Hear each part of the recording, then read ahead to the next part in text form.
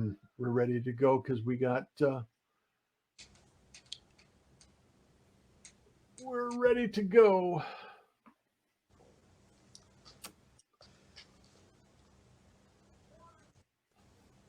And welcome back to SparkCon 2020. Checking messages and making sure that we have all of the information and the answers to all of the presentations. And thank you so much for carrying on with us this week. It's been an amazing adventure, and we brought so many experts to the table. And we look forward to sharing this information out with you in the future. So if you haven't had the opportunity to join a session that you want to at least evaluate and check out the information from, we will be sharing that in the future and letting you know that it's available and ready to go. So I wanted to just reach out and let you know that today, this afternoon, we have Scott Gaille. Scott is an attorney that's talking about improving construction and service agreements.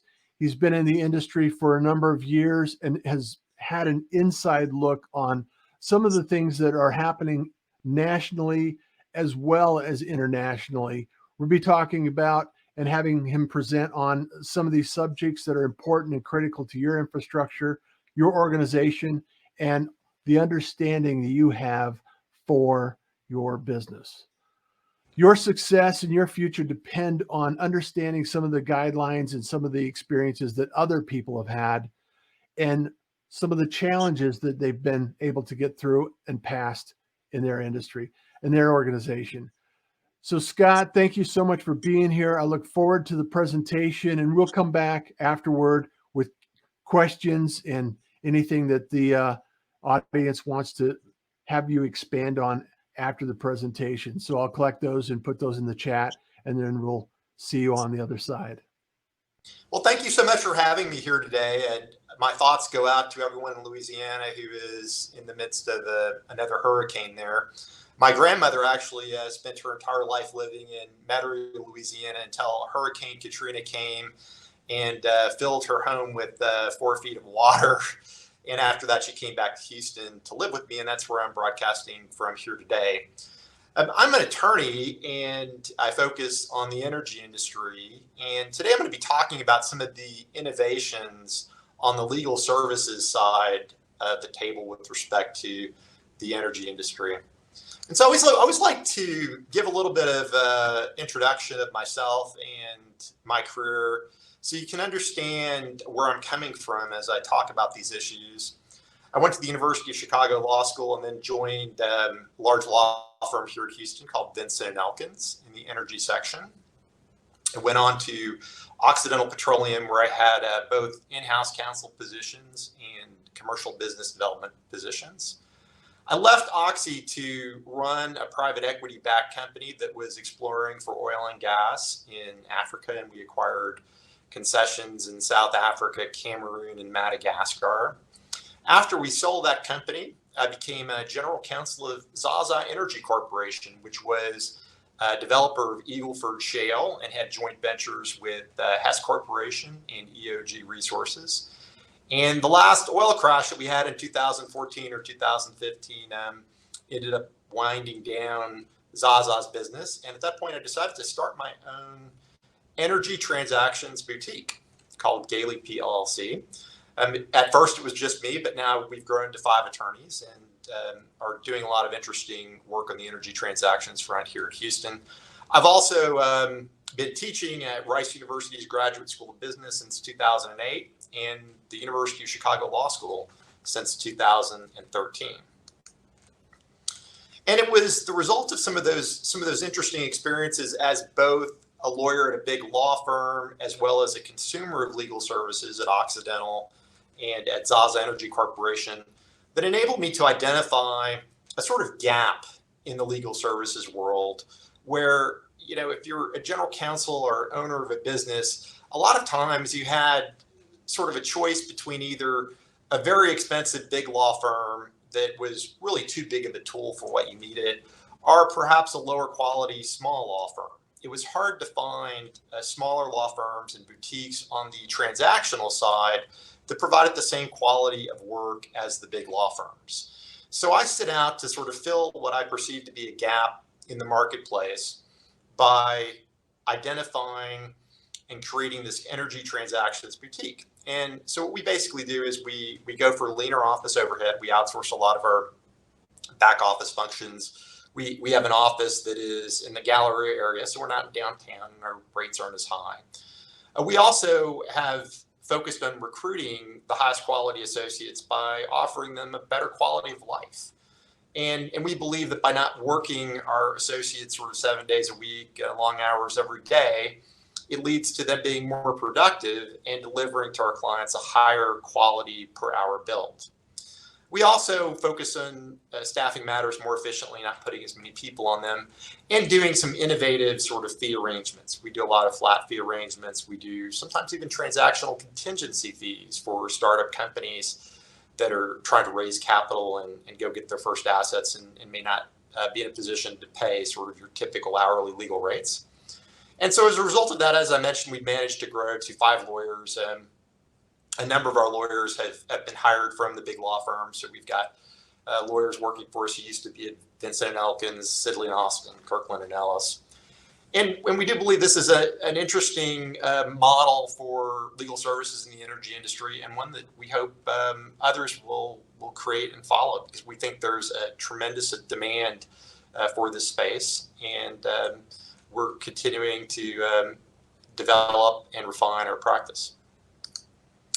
Now, in particular, what we're going to talk about today are some innovations in the energy construction and services arena. And we do a lot of work on construction and infrastructure projects, particularly in the midstream for pipeline companies.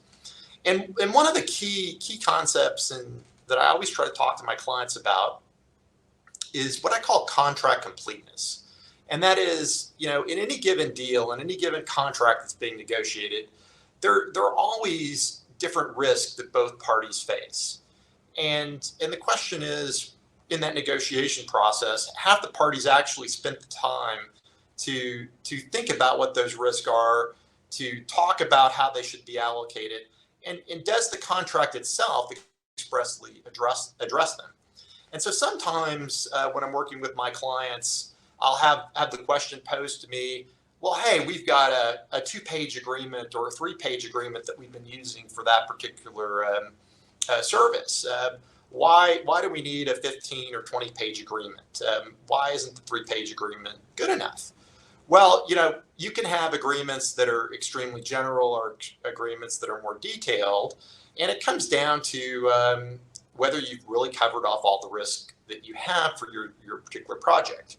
I mean, there's no point in wasting people's time and wasting paper covering risks that don't exist for a particular project. But on the other hand, if a contract fails to address all the risks, you're sort of like in the Three Little Pigs fairy tale, where you're potentially building a contract of straw that may work just fine if nothing bad happens and there are no gusty winds. Or you could build it of sticks, which might be a little more robust, but will still collapse in a serious event.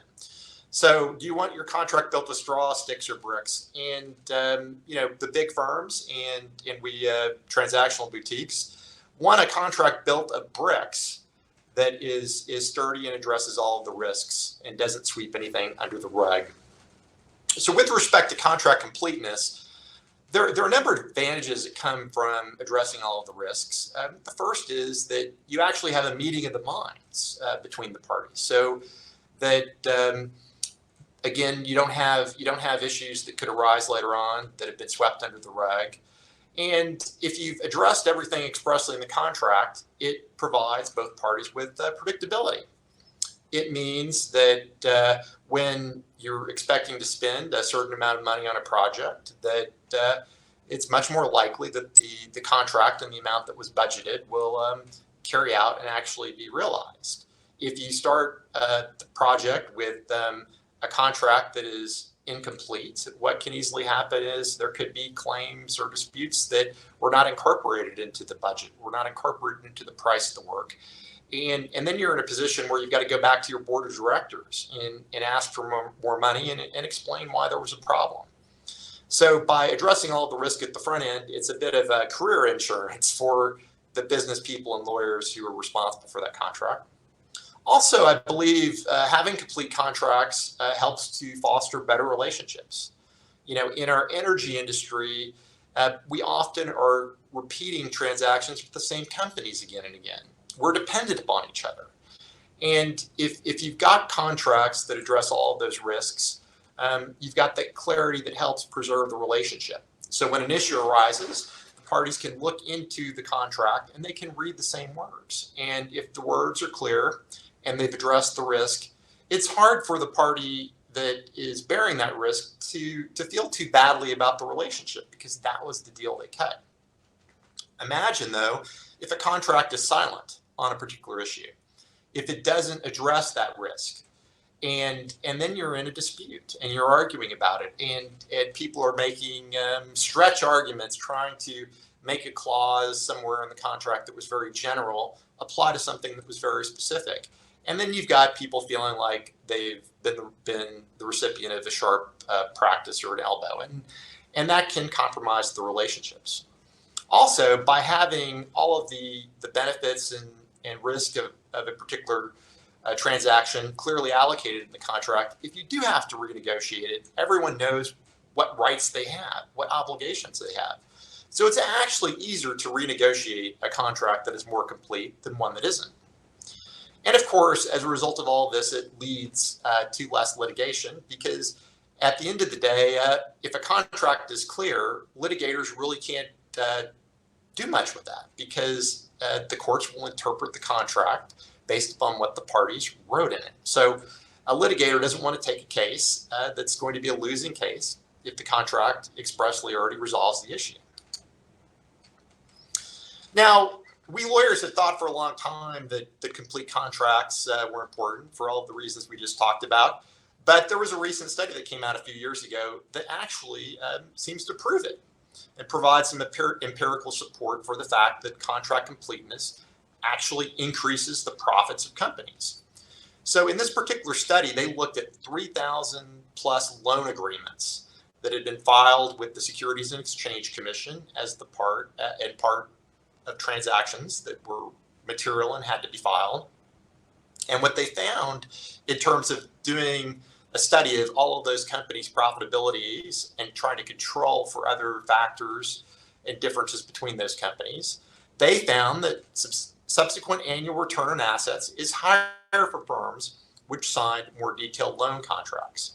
And in the finance environment, it basically meant that the banks were more likely able to enforce loan contracts that were complete and addressed all of those risks. And the banks that had more loosely drafted, shorter, incomplete contracts were often left holding the bag and were not able to enforce their rights under the contract. The same is true with the energy industry, where we have a lot of issues. Now, today we're going to talk a little bit about how contract completeness plays out in a particular kind of contract in the energy industry. These are the energy construction and services agreements. And when we talk about construction, of course, that's going out and laying new pipelines, building tanks or compressor stations, pump stations, those sorts of things. Services agreements could be the geological assessment services agreements that ensure that the ground is a certain way for those projects to go forward. They could be engineering services agreements, providing design services. They could be operational and repair services agreements to the ongoing projects going forward. And one really unique thing about these types of contracts is how they handle change. So most contracts that are out there, they can only be changed by the parties if both parties agree. And you sign an amendment, and that's how the contract is changed. But in construction and services agreements, the parties enter into those arrangements fully expecting there to be changes that come about. And that's because when you sign up these construction agreements or services agreements, it's often the case that the scope of work being performed might change over time. Or there could be circumstances that affect that particular scope of work and drive the cost up or change the anticipated schedule for the work. And as a result of that, there is a unique sort of structure that's been developed made up of change directives, change requests, and change orders. And let's start with the change order on the bottom. That's basically like an amendment. Both parties mutually agree that some aspect of the scope of work is changed, or the party should get paid more money for something. Now, the problem is, what happens if the owner of the project has to move really fast? What happens if the parties can't agree and they're in the midst of building something and working together? There's got to be a mechanism for resolving that impasse. And in construction services agreements, we call that the change directive. This is basically a one-way amendment that is made by the project owner. And the project owner can simply issue this change directive saying, well, instead of laying the pipeline from point A to point B, we're going to lay it from point A to point C. And all the same terms and conditions otherwise apply. Now, the contractor then has to come back and say, well, laying the pipeline from A to C actually has increased our cost because it's a longer route, because it's perhaps there are more marshlands to traverse, more challenging topography. And so the way that the one-way amendment is resolved is by giving the contractor the opportunity to file a change request and seek additional compensation or time to complete that work. And the change request usually will either seek what we call a price adjustment, that means more compensation, or a schedule adjustment, that means more days or weeks or months to complete the work. And we've got this picture of the boat out to the right here. And this is a commonly circulated photo in our energy industry, and it's sort of a funny joke. The little tiny boat says the original contract, and the big yacht says change order on it. And what that tells you is that in the energy construction and services agreement world, these change orders can be quite valuable, are quite expensive to the owner, and the contractual provisions around these are very important in terms of managing the risk of this unusual process that arises in the construction and services agreements of change directives, change requests, and change orders. Now, the typical process for seeking these types of adjustments is, if over on the left-hand side, the project owner initiates a change directive, the contractor is required to immediately comply with that and get going with the new pipeline route. But that's not the end of the day. When that change directive is filed, the contractor has to look at the new route and think about, again, whether it's going to cost more money, take more time to do. But if for some reason the contractor looks at it and goes, well, it's basically the same, I don't have a problem with going that direction, they can just go straight forward and sign a change order, mutually agree to an amendment to the scope of work, and that's the end of the process. But it's usually the case the contractor will look at these change directives and go, hey, it looks like it's going to cost me more money, it looks like it's going to take more time to complete.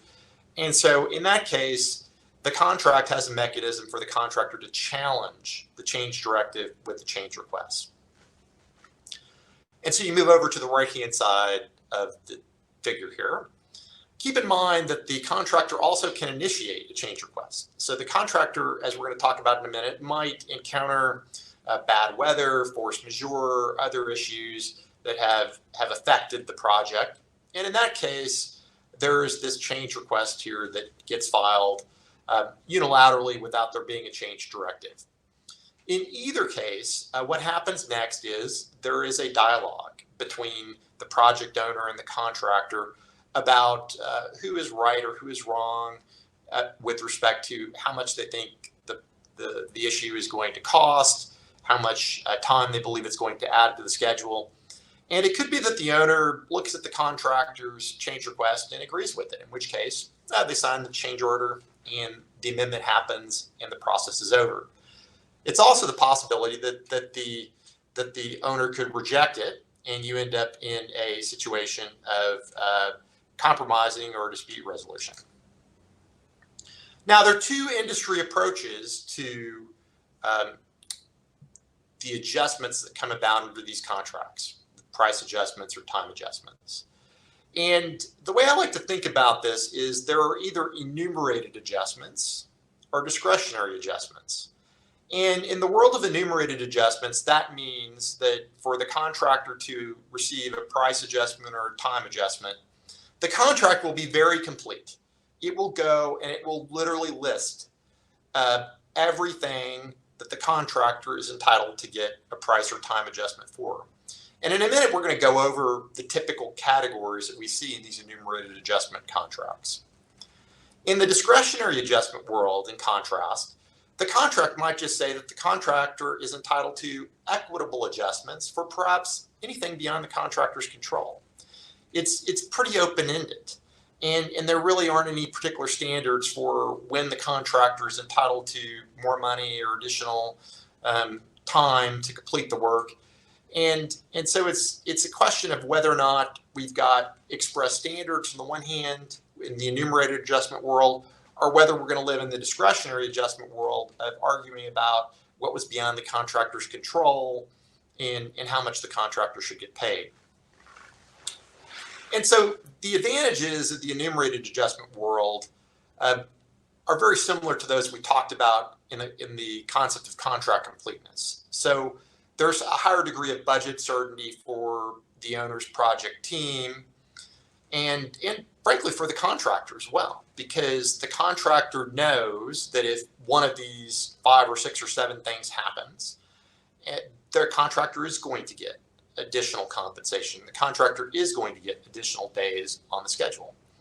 So it hopefully allows for the contractors to have a sharper pen when they're pricing the particular project, and perhaps have to include less contingency because they have a greater certainty under the contract to get additional funding if one of these things happens.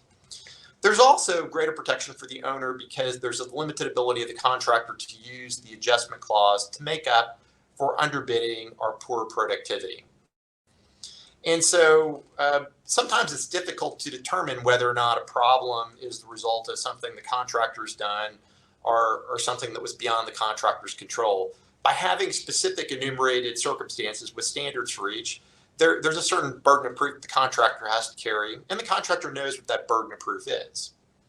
Lastly, the enumerated approach is really good because it builds a better relationship with the contractor because there are these clear standards that are written in the contract that both parties can look at, and they can talk about whether those standards are satisfied or not.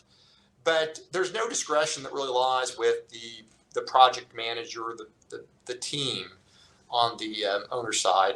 So the contractor can't feel like it's getting the short end of the stick or that someone is sharply negotiating the contract against it. Whereas if you're operating in the discretionary adjustment world, you've got potentially less budget certainty because you may not know, precisely what grounds will give rise to paying a contractor more. There's a high probability of sort of the contractor potentially using the adjustment clause to make up for underbidding or poor productivity.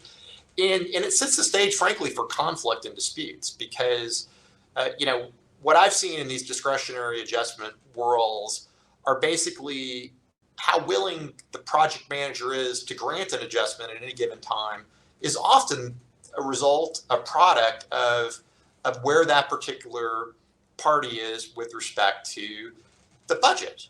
So if a project manager is under budget and has plenty of room in his budget, the project manager is going to be more generous with granting these adjustments and use that discretion. If for some reason the budget is tighter, then what I've seen is the contractor gets the short end of the stick because the discretionary provision is broad enough that gives the project director to sort of opportunistically deny these adjustments in times when the budgets are tight. So this is an example of how the contract completeness concept actually plays out in the adjustment clauses in construction agreements. So let's look specifically at the categories of adjustments that we usually see in one of these enumerated adjustment contracts. We've basically got listed up on the screen here. I think we've got 7 different buckets, and the red ones are generally deemed to be circumstances that are within the owner's control that would give rise to both more money for the contractor and schedule adjustments. And let's walk through these quickly so we understand sort of what we're talking about here. When we talk about a capital C change, we're really talking about the owner modifying one of the exhibits, usually the scope of work. It's a case where the owner has decided to add something to the contractor's scope of work or change something in that scope of work. And once that happens, if there is a cost impact, then the contractor should get paid more to compensate it for that change. The second category would be undiscoverable site conditions. And you might think, well, why are those within the owner's control? They're within the owner's control because the owner owns the site at the end of the day. If for some reason there is something about that site that the contractor, upon inspecting and looking at the geological data, couldn't have possibly been aware of when it made its pricing proposal, well, it's not fair to not compensate the contractor in a case like that. So there ought to be a mechanism to compensate the contractor if it encounters site conditions. I mean, for example, it could be some legacy pollution that happens to be buried under the site where a compressor station is being built. The contractor needs to be compensated for the impacts of that. Unrestricted suspension, that just means that the owner has stopped the contractor's work for the owner's own convenience. And then company caused delay is, in many of these contracts, the company has to deliver certain things. It might be the company is providing all of the pipe for the construction of a pipeline, and that pipe is coming on ships from India to the United States. And well, what happens if the pipe doesn't show up on time and the contractor has a lot of people around, waiting to start work? That would be a company-caused delay.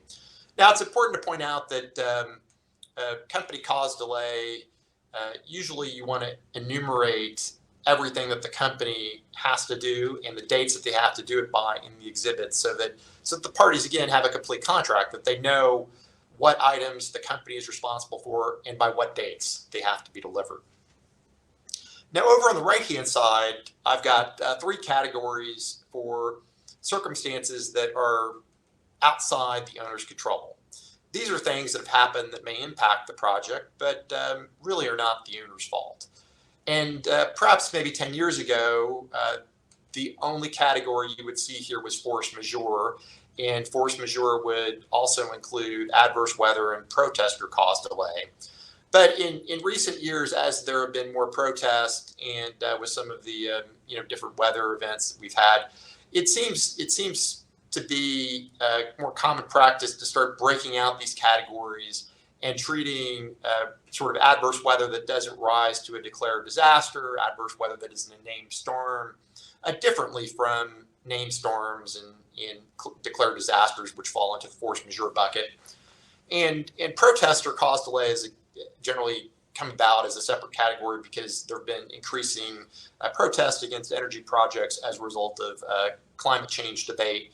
And it's often the case that the parties want to expressly identify these and talk about the risk and talk about who should bear the risks. Now, I will say that the general prevailing rule in the industry is that for these events outside the owner's control, that the contractor is not compensated for them in terms of the standby time that the contractor incurs. But what the contractor does get are guaranteed time adjustments so they have more time to finish the work. Now, the reason that these outside the owner control provisions or time no money is usually that it's more economically efficient to allocate the risk of contractor standby to the contractor because the contractor is usually in the best position to mitigate those types of costs. So, for example, furloughs or demobilizations of personnel and equipment. So what does time no money mean to a contractor? Time no money means that when the contractor is preparing its pricing bids, that it probably includes some contingency for force majeure, protester events, or adverse weather into its lump sum unit prices or rates. And because it's done that, then the contractor is paid an extra amount of money, and that compensates the contractor for bearing the risk of those delay costs that could arise from those events. And so when there is little protesting, good weather, no force majeure, the contractor actually makes more money on the project because it's able to pocket that contingency. And hopefully the contractor has put that contingency in a rainy day fund or working capital fund in the event it gets a contract where the force majeure protesting exceeds the contingency it's put into a future contract. Well, and what does that time no money standard mean to the owner? It means the owner's probably going to pay more, a little bit more for the work, because there's going to be some more contingency in the contractor's pricing to potentially address some of those things that might happen. But the owner has the benefit of greater price certainty. The owner knows that the price isn't going to keep rising if there's bad weather or force majeure or protests, and that these costs are something the contractor bears. The owner also, again, bears some comfort because time no money avoids that moral hazard risk. That is, in a world where the contractor is just paid the standby cost in the form of a price adjustment, the contractor's incentive to mitigate through demobilization and furloughing is potentially reduced. Now, if the amount of contingency is excessive, if it's really high, then it makes sense for the owner to potentially eliminate the contingency altogether and go ahead and pay the actual cost that the contractor incurs as a price adjustment. And in these cases, the owner effectively keeps the contingency that it would have paid as an insurance premium for itself, and it ends up paying lower prices to the contractor and bears that risk. Again, in a world of contract completeness, what matters most is that these risks are clearly allocated so that there are not disputes. Now, when would price adjustments be better than the time no money standard? Well, one of the reasons we've broken out protest or cause delay, adverse weather, and force majeure into separate categories is to provide the possibility and the flexibility in a contract to toggle these. To say, for example, this contract is being, this construction is taking place in the Midwest or the West Coast, and we're expecting to have more protests and more protest or cause delay. Maybe the contractors come back with such a large contingency number for protest or cause delay that the owner goes, gee, why don't we just pay you the actual cost of whatever standby you incur as a result of protests? And so if that's the case, we could turn protest or cause delay into a price adjustment and time adjustment mechanism and move it over into the left-hand column of the chart we were looking at before, while still leaving adverse weather and force majeure as time no money. Now, I will point out that another area where we often will toggle like adverse weather is with marine work. The marine weather conditions and the waves can be very unpredictable, and you can get into situations where you have very high ranges and uncertainties regarding exposure to high waves or adverse weather, which can really drive up contingencies. And so in marine work environments, it's often the case that adverse weather can go ahead and be given price adjustments. And it's also the case in some of these marine work situations that these vessels are usually reserved for long periods of time. They can't be easily demobilized or sent home. Someone's got to pay that vessel rate the whole time it's working until the project is complete. So this is another example of how you could toggle adverse weather and make it a price adjustment and time adjustment provision without doing the same for a force majeure.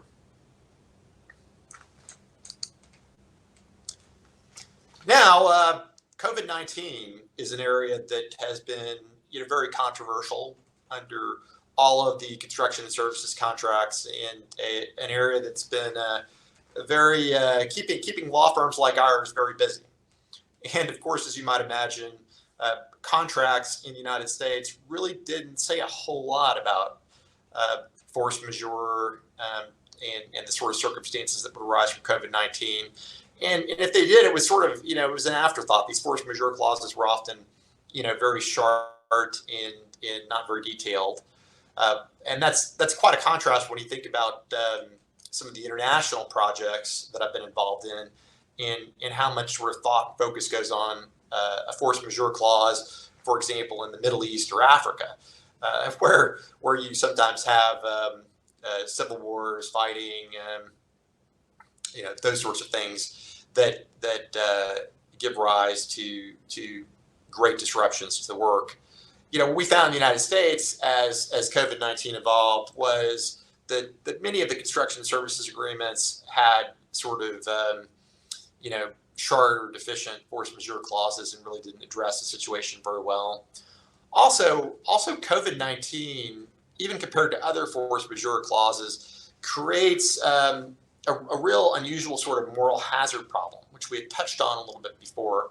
And again, when we talk about moral hazard, what we're talking about is that a particular party is not bearing a risk that it would be best suited to avoid. And so in the COVID-19 context, we found that COVID-19 really creates a significant moral hazard problem with respect to these construction and services contracts. The typical case is that one of contractor's personnel ends up testing positive for COVID-19 and the whole work site gets shut down for 2 weeks, pending quarantines for those who've been exposed to the infected person. And the question is, what rules should a construction or services contract have to address that particular risk? It's happening all the time. Their construction sites are being shut down here, there, everywhere across the United States as there's a lot of testing and someone tests positive and they do contact tracing. They identify all the people who've had close contact with that person. They're all sent home for 2 weeks. So should the contractor be paid standby time for that COVID-19 shutdown that results? And so let's think about the two worlds and how that affects the incentives of the contractor. So if the answer is yes, the contractor gets paid standby time for all of those personnel who are on quarantine, how does that affect the contractor's incentive? Well, it means that the contractor is basically going to get paid about the same as it would have made without the COVID shutdown, perhaps more if the contractor actually is on a time and materials basis or is getting profit on top of those people who are in quarantine. If the contractor is getting profit for them, the contractor actually might make more money from COVID-19 shutdowns than it would have made in a world in which there were no COVID-19 shutdowns. And so the concern is that if standby time is being paid for COVID-19 quarantine situations, the contractor has less incentive to ensure that its personnel don't contract COVID-19. And the contractor is likely to take fewer precautions to ensure that its workforce is COVID-19 free. And it doesn't mean that the contractor is insensitive or doesn't care about its workforce or that they're going to get sick or that someone could potentially have serious complications from the disease.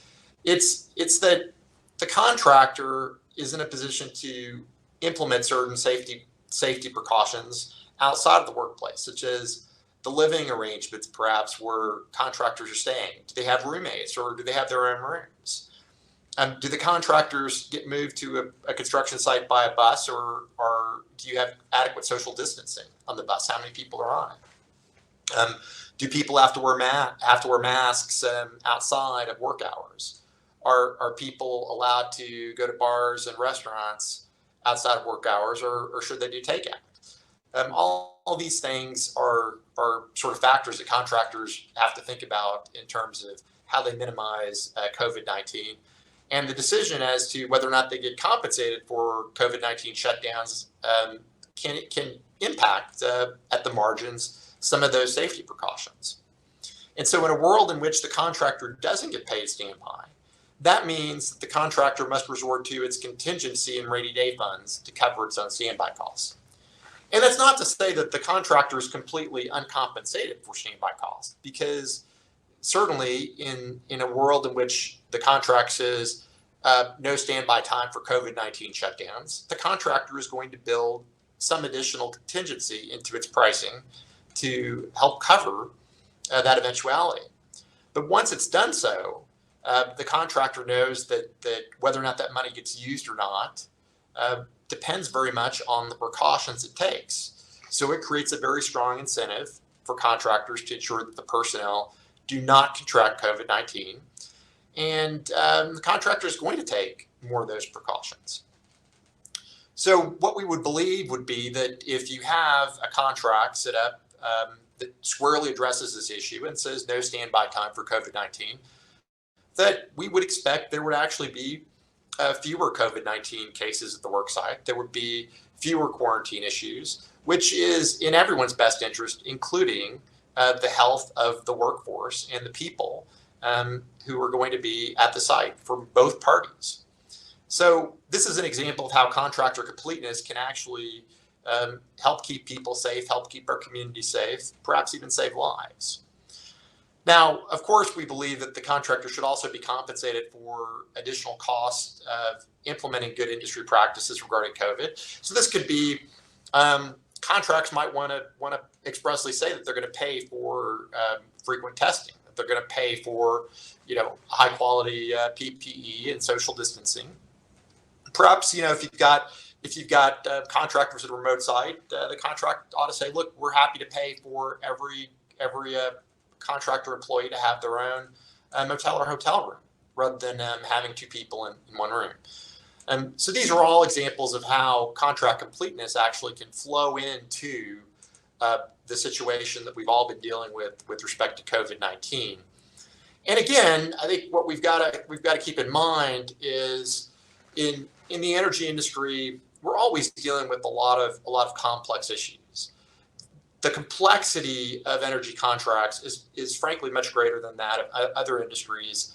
There are a lot of unique issues with energy projects and energy assets that are addressed with very specialized clauses that are the product of the industry spending lots of time over many years trying to address the risk that parties face in different energy contracts. And so a more complete contract is one that takes advantage of some of the clauses that I was talking about and discussing, and actually thinks about what the risks are and imports and implements those clauses in the contracts. Well, so at this point, I think we've got about 15 minutes left, and I'll open the floor to Q&A.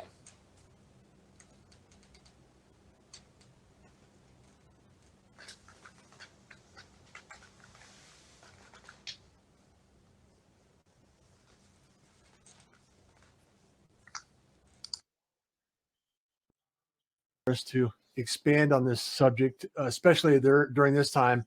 And I was reflecting as you were talking about some of these force majeure elements that, the hurricane off the Louisiana coast right now is, I'm sure, causing some disruption to some services and some facilities. And I know that there are people out there that are still wondering about 2020 and the pandemic and COVID and all of those disruptive elements. And so as you navigate through this and you've seen some of these things take, kind of unfold over since March timeline, what are some big things that both contractors and organizers need to come to the table? Because my takeaway is that your services add an investment element that eliminates the confusion of what they need to do. And by having clear guidelines, that's part of the process that they need to involve early in the contracts and often to make sure that everybody understand what needs to happen. So what other considerations would you add to that?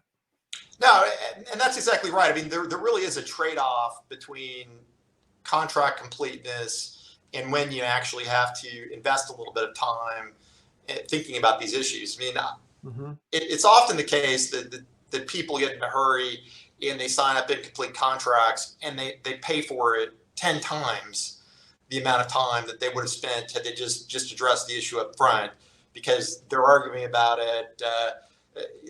They don't know how to deal with the issue. They're trying to figure out how to deal with the issue, in arrears when people get entrenched in position. So, I think about it. It's basically just, a complete contract's like an insurance policy. You put everything in place in advance. and you spend a little bit more time getting the contract right up front. And that means that the execution of the project and the relationship going, down the road is going to be much more smooth, and people are going to be happier. They're going to have fewer issues, because the bottom line is, and I've seen it time and time again, that when you got incomplete contracts and issues aren't addressed, whether it's COVID or something else, and the problem actually arises if everyone opens up the contract at that point. It's been collecting dust for Yeah. it's sitting there Since the project started. Yeah, and so then there's a problem, and you open up the contract, and well, what happens if you read the contract and it really doesn't address it? It's like time to call the lawyers and try to figure out, and and it's just a big distraction and a big mess. So look, there's a lot. We in the energy industry who are experts at these kinds of contracts, we know what services agreements, what construction agreements, and different types of projects, what clauses they should have in them, because we've seen the same risk rear their heads again and again and again. And so if we know what pieces to put into the sort of, it's like a Lego. Every contract's like a Lego project, right? And for a particular kind of project, you need different types of blocks and different color blocks than another project. And so you've got to have the right kind of expertise on your legal side, whether it's in-house or outside counsel, to help you put together the right contract at the start. And it'll save you so much time down the road. Well, and I think there's other aspects to that we may want to consider and cover today is, I've been on both sides of good contract outcomes and bad contract outcomes. And it seems to me that the difference fundamentally, just from a organizational perspective, has been that when everybody wants the same positive outcome and they just have to find the way to navigate to that outcome, is much more effective than the adversarial piece of the puzzle. Right. When there's litigation and everything else. So anything that we have in our contract that lends itself to a moderation or maybe a positive roadmap to create a same side outcome for both the contractor and the operator, I would have to think that would be valuable to include in that. And some of the things we're seeing now are that just like COVID, a lot of operators and a lot of contracts that were written last year or years before had no awareness or understanding of what that looks like. And I have to believe that there's some mechanisms that we could actually think about going forward. It's like, okay, well, I hadn't thought of that before. So how do we implement those elements of unknowns? And I know force majeure covers a lot of that. However, I think it's also important to understand that you can actually implement some processes that allow negotiations to take place in a positive way. Yeah, and look, I mean, one very important component to what you just described is ensuring that you leave enough time to have a meaningful negotiation, to have an open and honest discussion about what the risks are, rather than waiting until the very last moment to actually try to get a piece of paper in place and a deal signed.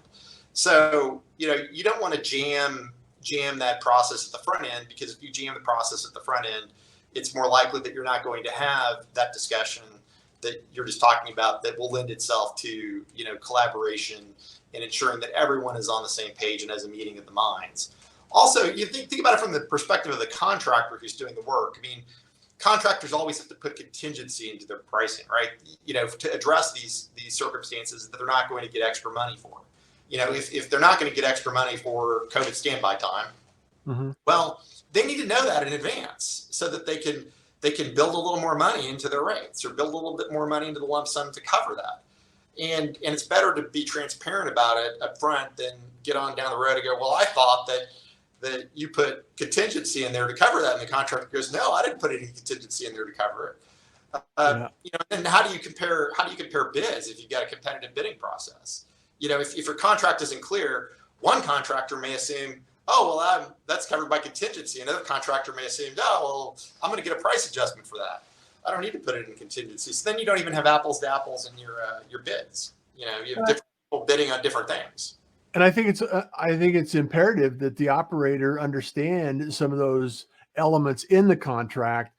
And so if that's all adjusted and addressed in front, where they know that it's apples to apples, and they're because I've been involved in contracts where you're covering everything, and then the winning bid ends up covering nothing, and then all of a sudden there's all kinds of change orders, there's adjustments, and it's a mess along the way, because you're always coming back to the table negotiating every change that takes place, when in fact it would have been more cost effective had you addressed it early, made sure that those contingencies were identified clearly and outlined specifically to the project.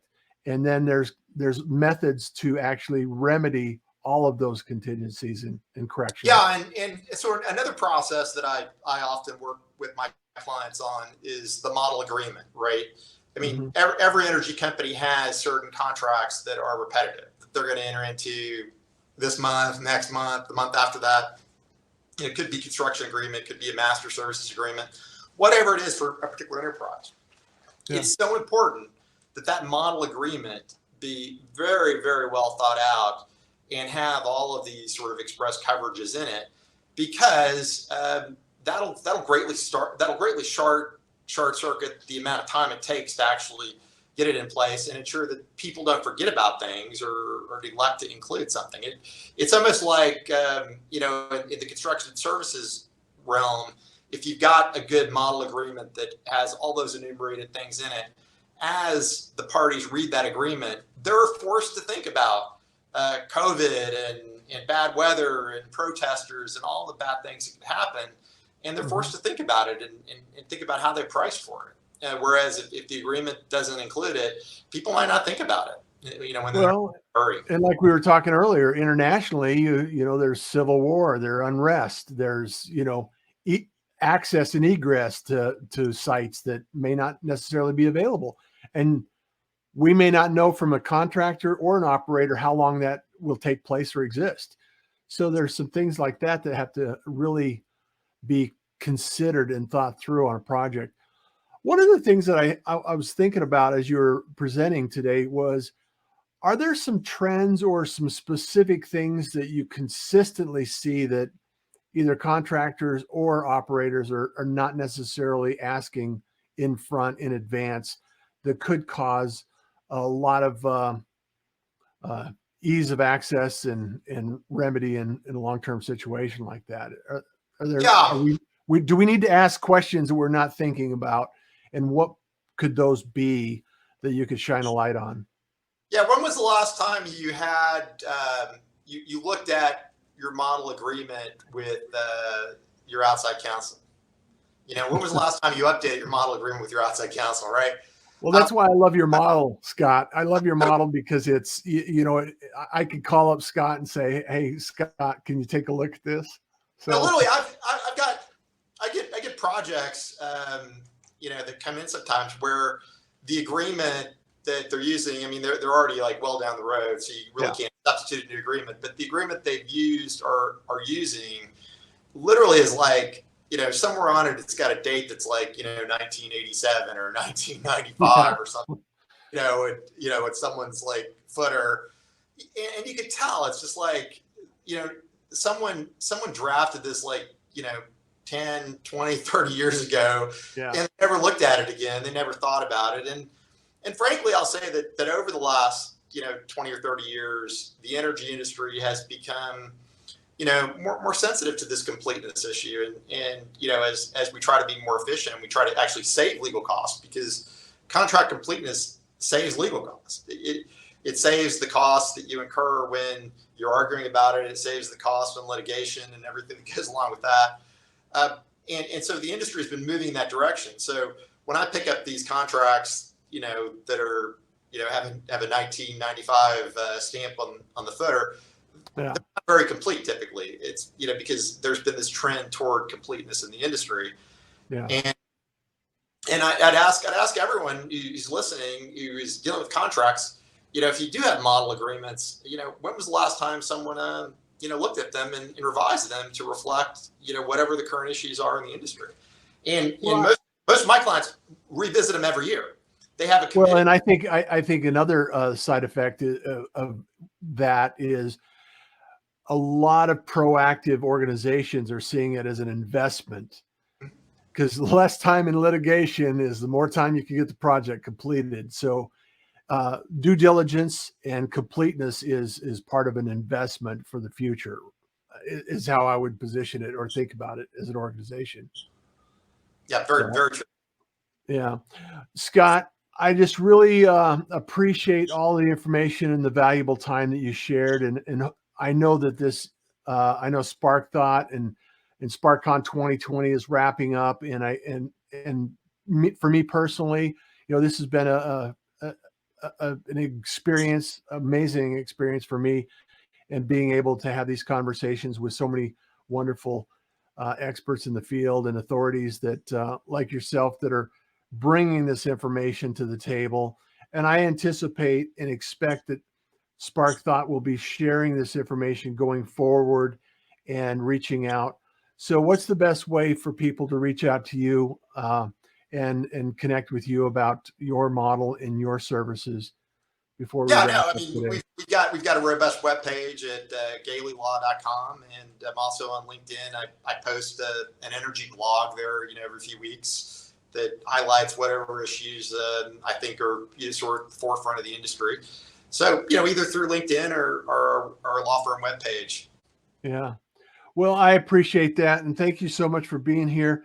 And also, I just want to remind everybody that go to Spark Thought on LinkedIn, follow the page, follow the information, and look forward to this week's topics and subjects and events to be shared out in the future. I look forward to another event and other opportunities to learn and experience some of the knowledge that has been expressed along the journey in so many other people like yourself that have had years of experience on this. So yeah, I'm here. And also, I'm looking forward to, if you want communication and you want to go to Spark Thought, the best email to use for the team is hi@sparkthought.com. That's hi, H-I, just hi, @sparkthought.com. So as always, thank you. It's been a pleasure. Scott, it's an honor to hang out with you and learn a little bit more about how I can avoid problems in the future. And for the whole team at SparkCon and the SparkCon 2020 event and all the presenters and speakers, thank you so much for all of your time. And there again, follow us on sparkthought.com or SparkThought on LinkedIn as well. So with that, have a fabulous Friday and a wonderful weekend. And we look forward to seeing you in the next episode. Thanks, Scott. Appreciate you.